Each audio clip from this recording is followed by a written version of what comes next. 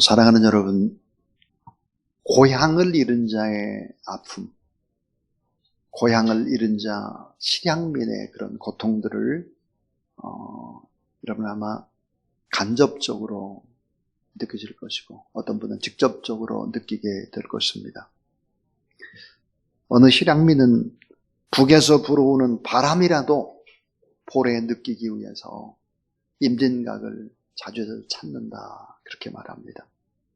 속초에 가면 아바이 마을이 있는데요, 통일이 되면 빨리 고향에 가기 위해서 북녘장이 보이는 그곳에 모여서 살고 있습니다. 이 아바이 마을에는 실향민들이 돈을 벌어도 집을 짓지 않고 땅을 사지도 않는다 그럽니다. 왜냐하면 통일이 되면 빨리 고향으로 돌아가기 위해서입니다. 빛바랜 사진을 가슴에 품고 정말 오랜 시간을 살아왔죠.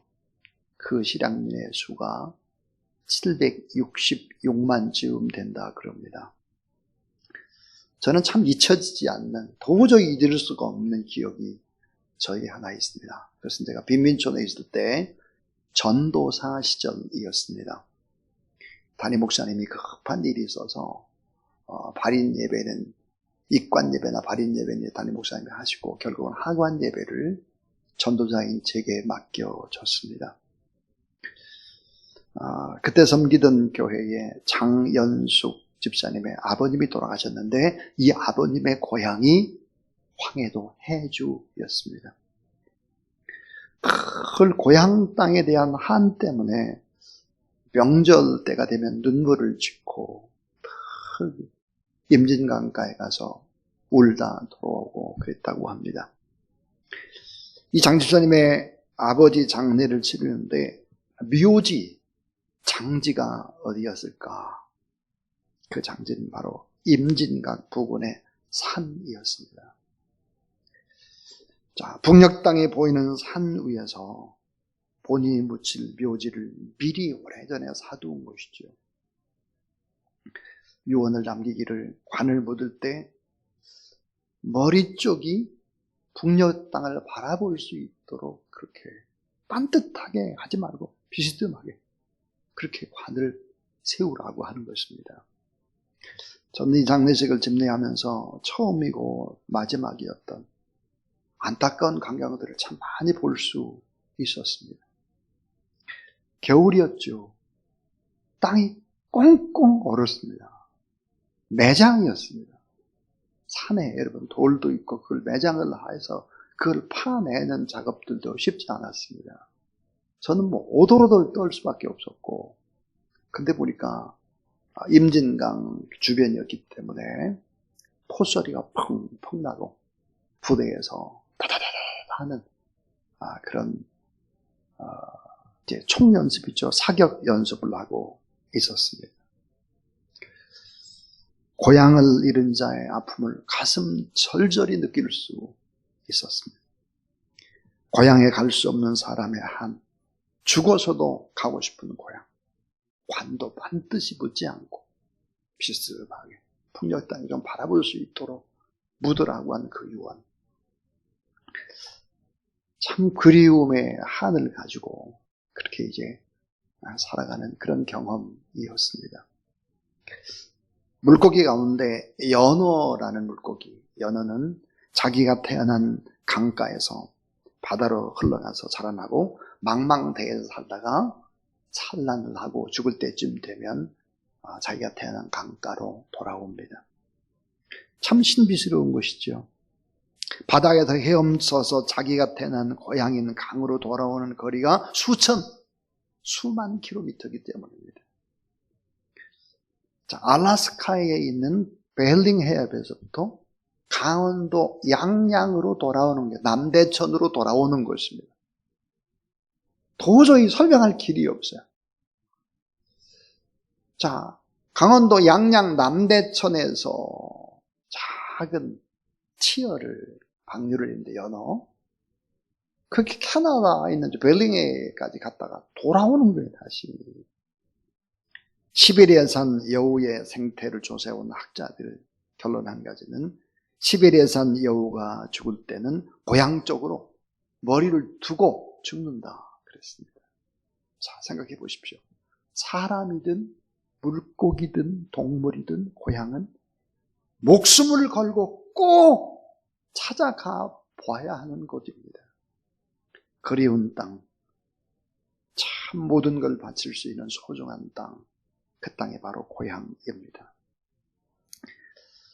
그러나 우리에게는 또 다른 고향 하나가 있다고 오늘 성경은 얘기하고 있습니다. 이 고향은 차원이 다른 고향입니다. 그 성경을 보니까 본향이다 그랬어요. 본향. 예전의 성경은 본디의 고향, 본디의 고향이라고 했습니다. 자, 본래의 고향이란 뜻이죠. 오늘 우리에게는 본래의 고향이 있다. 본래의 고향. 그 고향은 바로 하나님의 나라죠. 자, 진리인 성경에는 좀 더 높은 차원, 근본적인 고향을 말씀하고 있죠. 우리들이 돌아갈 고향이 있다. 진짜 고향 따로 있다. 본래의 고향 따로 있다. 더 나은 고향, 본향이 따로 있는 것이다. 이렇게 얘기를 합니다. 꼭 가야만 하는 땅, 수많은 믿음의 사람들이 사모했던 그 땅, 모든 어려움을 제쳐두고 그 본향으로 돌아가기 위해서 생명을 걸었던 많은 믿음의 선조들이 있었던 바로 그 땅, 그 땅으로 돌아가야 된다 하는 것입니다.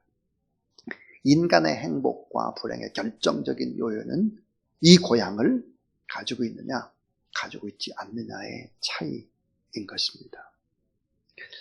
자, 본디의 고향, 본향, 본래의 고향, 이 고향으로 갈 수 있는 사람들, 그 사람들은 바로 예수 그리스도를 나의 주 나의 하나님으로 영접한 사람, 이 사람들만이 본래의 고향으로 돌아갈 수 있다. 이게 성경입니다. 그럼 예수 그리스도를 믿는 사람과 믿지 않는 사람의 차이는 뭘까? 많은 사람들이 믿는 사람과 믿지 않는 사람들의 차이가 뭐 별로 없다 이렇게 생각을 하면 곤란합니다. 영적으로. 그렇지 않아요. 에베소 5장 8절에 보니까 너희가 전에는 어둠이더니 이제는 주 안에서 빛이라 그랬습니다. 어둠과 빛의 그런 차이다. 그랬으니까 하나님을 믿는 사람과 믿지 않는 사람의 차이는 어떤 차이가 있을까? 많은 차이가 있을 수 있지만 세 가지를 생각하려고 합니다. 그 첫 번째 차이는 따라하세요. 근본적인 차이가 있습니다. 자, 예수 그리스도를 믿는 사람과 믿지 않는 사람의 차이는 본질적인 차이, 완전한 차이, 하늘과 땅만큼의 차이, 빛과 어둠의 차이가 있다고 성경은 얘기를 하고 있습니다. 생명과 죽음의 차이, 축복과 저주의 차이다 그랬어요. 결함이 두 종류가 있거든요. 유정난 결함이 있고 무정난 결함이 있어요. 무정난 결함은 싸요. 유정난 결함은 엄청 비싸요. 여러분 잘 알잖아요. 유정난 결함이라고 하는 것은 생명이 있죠. 병아리가 태어날 수 있어요. 모양은 똑같습니다. 구분은 잘 안 됩니다. 근데 구분이 되는 방법이 딱 하나 있어요. 전 어렸을 때 저희 집이 양계장에 이렇게 배웠어요. 까만 종이에다가요, 이 결함을 싸요. 그리고는 환한 전깃불 밑에 비춰요. 그러면 유정란은요, 막 핏줄 같은 게 막 이렇게 선 같은 게 이렇게 있어요. 무정란은 없습니다. 밝은 빛 앞에 서보면 구분이 되는 거예요. 여러분, 유정란과 무정란의 차이, 엄청난 차이, 근본적인 차이죠. 질적인 차이, 생명의 차이, 생명을 잉태할 수 있느냐 없느냐의 차이. 다시 말하면 시간이 지나면 어때요? 다 고른 달걀이 되느냐, 썩느냐, 생명을 잉태하느냐의 차이죠. 천사장의 나팔소리와 함께 우리 주님 다시 오실 그날 생명의 잔치에 참여하고 원래 본래의 고향으로 돌아갈 수 있느냐 하는 것입니다. 주님을 믿고 따르는 사람들은 천국의 축복을 받을 상속자들이고 바로 약속의 언약을 가진 하나님의 기업이다 그랬습니다. 그래서 주님을 믿지 않는 사람들은 허물과 죄로 죽은 본질상 진노의 잔이다. 그렇게 얘기를 하고 있기 때문에 하나님을 믿는 것과 믿지 않는 차이는 이렇게 본질적인 차이다 하는 것입니다. 두 번째. 자, 이 두 번째는 따라하세요. 삶의 방식도 달라야 합니다. 중요한 것은 이거예요. 믿음이라는 것은 삶의 스타일을 포함하는 것입니다. 삶의 방식이 달라야 하는 것이지요. 삶의 방식이 다르지 않으면 안 되는 거예요. 자, 에베소 5장 18절 술 취하지 말라 이런 당한 것이니 따라하세요. 오직 성령의 충만을 받으라. 술 취하지 말라 그랬어요. 세상에 취하지 말라. 눈에 보이는 것에 너무 그렇게 취하지 말라. 주님을 믿지 않는 세상 사람들의 특징, 취해서 살죠. 취해서 삽니다. 취하지 않고는 견딜 수가 없잖아요. 너무 힘드니까 술을 마실 수밖에 없는 거예요. 술에 취해요. 술의 양이 점점점 늘어나죠. 소비량이 늘어날 수밖에 없어요. 돈에 취하고 권력에 취하고 결국은 쾌락에 취하는 것이죠. 여러분, 절대 권력은 절대 타락을 낳는 것입니다. 절대 권력에서 절대 타락을 낳지 않으려면 자기 스스로 하나님 앞에 서는 자성의 노력이 있어야 되고, 우리로 말하면 십자가 앞에 서는 노력이 있어야 되죠. 타락은 불보듯 뻔한 것입니다. 소위 돈이 많은 선진국들, 주님을 버린 사람들, 마약에 취하고 성에 취하고 춤에 취하고 쾌락에 취하죠.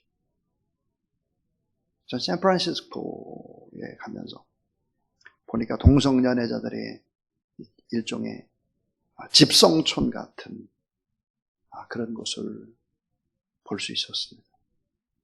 호주 시드니도 마찬가지죠. 무지개 깃발이 휘날리고 있는 그런 모습을 보면서 참 많이 마음이 안타까워질 수밖에 없었습니다. 예수 그리스도가 내 가슴에 없다.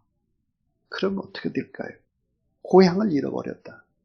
고향을 잃어버렸기 때문에 결국은 어때요? 눈에 보이는 세상에 주는 쾌락을 이길 수 있는 힘이 없습니다. 이 세상이 주는 즐거움과 유혹을 이길 힘이 없지요. 물리칠 수 없어요. 거절할 수 없습니다. 단호하게 끊을 능력도 부족합니다. 그러므로 넘어지고 자빠지고 흐느적거리고 취하면서 이 세상을 살 수밖에 없죠. 그래서 허무와 절망의 늪 속에 흐느적거리는 것이고, 술에 취하고 쾌락에 취하고 돈에 취하고 자기 자랑을 하면서 살아가는 것입니다. 자기 자랑, 자식 자랑, 돈 자랑, 이런 자랑하면서 사는 것이죠. 그러나 크리스찬의 삶은 좀 달라야 되지 않겠나 하는 거죠. 안 다르니까. 믿음이라고 하는 것은 삶의 스타일도 포함하는 것인데, 이게 안 다르면 문제가 되는 것이죠. 그렇지 않은 이 세상의 것들을 이길 수 있고 포기할 수 있고 거절할 수 있는 힘도 있다. 하나님이 원치 않는 것을 버릴 수 있는 용기도 가지고 그렇게 살아야 된다. 주님 말씀하시죠. 오늘 술 취하지 말라. 이 말, 세상에 취하지 말라. 쾌락에 취하지 말라. 따라하세요. 오직 성령에 취해서 살아가라. 삶의 방식이 기뻐할 수 없는 상황 속에서도 기뻐하고, 기도할 수 없는 상황 속에서도 기도하고, 감사할 수 없는 상황 속에서도 감사하고, 참을 수 없는 상황 속에서도 복장이 터져도 참는 거죠. 그렇게 되지 않으면 안 되는 것이죠. 제가 오늘 주보에 보면 목회자 칼럼 하나를 썼습니다. 자, 높아질수록 깊어지는 삶 그랬습니다. 세상에서 가장 크게 성공한 경우는 하나님 자녀이신 분으로 종 노릇하는 즐거움을 아는 삶이다. 반대로 이 세상에서 가장 큰 실패는 하나님의 자녀가 아니면서 왕인 것처럼 사는 것이다. 다스려야 할 하나님의 자녀가 섬기는 것, 이것이 주님께서 실천하신 삶의 방식이며 그리스도교의 윤리이다. 모두가 저 높은 곳을 향해 가는 세상에서 홀로 저 낮은 곳으로 치닫는 사람이 있다. 올라가는 인생의 계단을 내려오는 이가 있다. 하늘 쪽으로 자란 만큼 땅 속으로 아프게 뿌리 내리는 나무가 있다. 신앙은 자랄수록 자세가 낮아지고 높아질수록 깊어지는 삶 자체이다. 저도 이렇게 못 사는 거 여러분이 잘 알잖아요. 그러니까 가슴을 치기도 하고 안타까워하기도 하고 기도하기도 하고 그렇게 하는 것입니다. 자, 본래의 고향, 본디의 고향, 본향을 가진 자의 마지막 세 번째. 그래서 세 번째 따라서 삶의 결국도 다릅니다. 삶의 결국도 다른 거예요. 삶의 끝도 다른 거예요. 저와 고향이 같은 고향인 이종용이라는 가수가 있었습니다. 너라고 하는 이제 노래를 불렀던 가수죠. 유명한 가수죠. 이종용이라는 가수가 불렀던 노래 가운데 이런 게 있어요. 난 바보처럼 살았군요. 난 바보처럼 살았군요. 주님을 믿지 않으면 난 바보처럼 살았군요. 이렇게 막 고백을 할 텐데 이종용 이 가수가 예수 그리스도를 믿으셨죠. 그래서 결국은 목사님이 됐어요. 그래서 미국에서 코너스톤 교회라는 교회에 목회를 잘 하셨고, 또 홍콩 제일교회에 우리 담임 목사님이셨던 김성호 목사님이 또 이종용 목사님을 모셔서 또 이제 찬양 집회도 하고 이제 그랬습니다. 난 바보처럼 살았군요가 아니라 우리 인생의 결국은 나는 주님처럼 주님의 뒤를 따라가면서 그렇게 살았다. 이렇게 고백하는 그런 여러분이 될 수 있기를 주님의 이름으로 축원합니다. 자, 주님을 믿지 않는 세상 사람들은 크고 넓은 길에서 배경 좋게 화려하게 시작하는 사람들이 참 많죠. 그러나 믿음의 사람들은 항상 시작이 미약하고 너무 초라합니다. 때때로는 깨재재하기도 하고 구질구질합니다. 그러나 우리가 꼭 기억해야 될 것이 있습니다.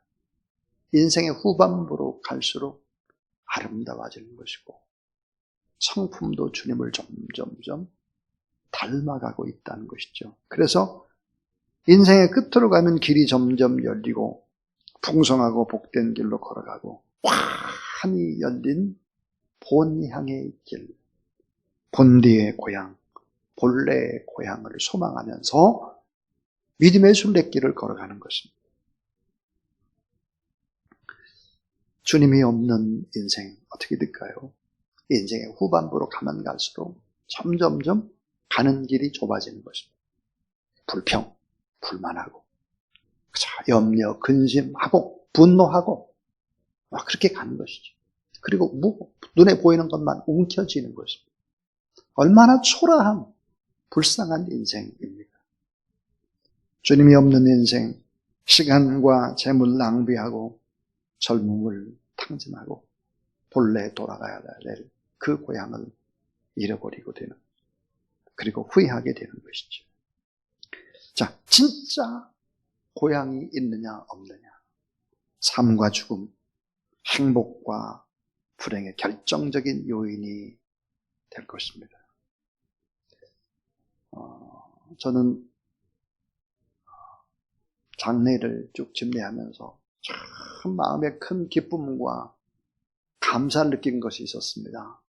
그것은 이제 박정충 안수집사님 그 아내 되는 우리 손필순 권사님의 삶 때문입니다.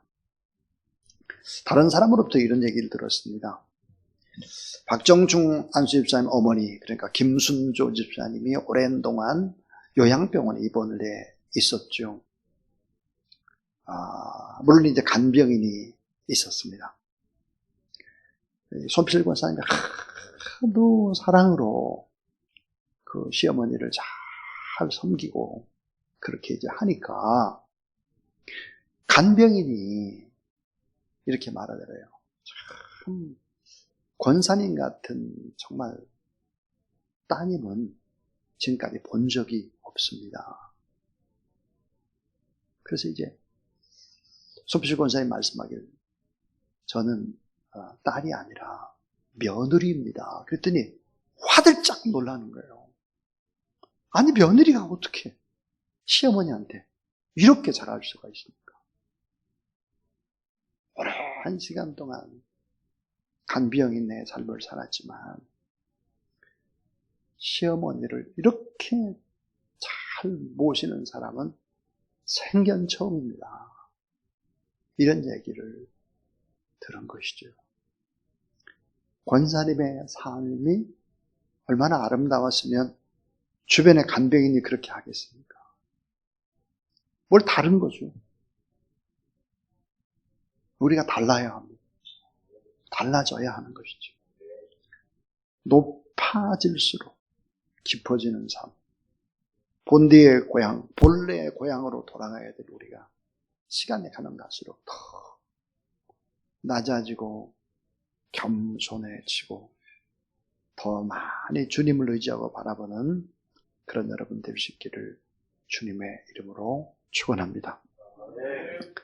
인간은 죽음 앞에 설 때 무의식적으로 세 가지를 알고 있습니다. 그 세 가지가 뭘까요? 죽음 이후에는 하나님의 심판이 있구나. 이걸 알아요. 의식적으로, 본능적으로 압니다. 또 하나는 나 스스로 결코 완전한 의인이 될 수가 없구나 하는 것을 압니다. 그리고 죽음 이후의 세계는 또 본향이 있다는 것을 아는 것이죠. 이 세 가지를 늦게 알면 안 되는 거예요. 일찍 알고 하나님의 나라를 위해서 힘쓰며 애쓰며 살아가는 저와 여러분 우리 모두 다 될 수 있기를 주님의 이름으로 축원합니다. 인간의 한계, 너무 인간이 악하고 변덕스럽고 게으르고 뭘 좀 가지고 어떤 위치에 있으면 왜 그렇게 교만한지 모르겠어요. 인간의 완악함입니다. 죄의 짐을 지고는 갈 수 없고 허무와 절망의 짐을 지고는 건너갈 수 없고 죽음의 짐은 인간 스스로 해결할 길이 없죠. 그래서 예수 그리스도를 바라보면서 믿음의 거룩한 길을 걸어가는, 그래서 영원한 본향으로 돌아가서 그것에서 참 안식을 얻고 참 쉼을 얻을 뿐만 아니라 공평하신 하나님 앞에서 또 상급을 받는 그런 저와 여러분 우리 모두 다 될 수 있기를 주님의 이름으로 축원합니다.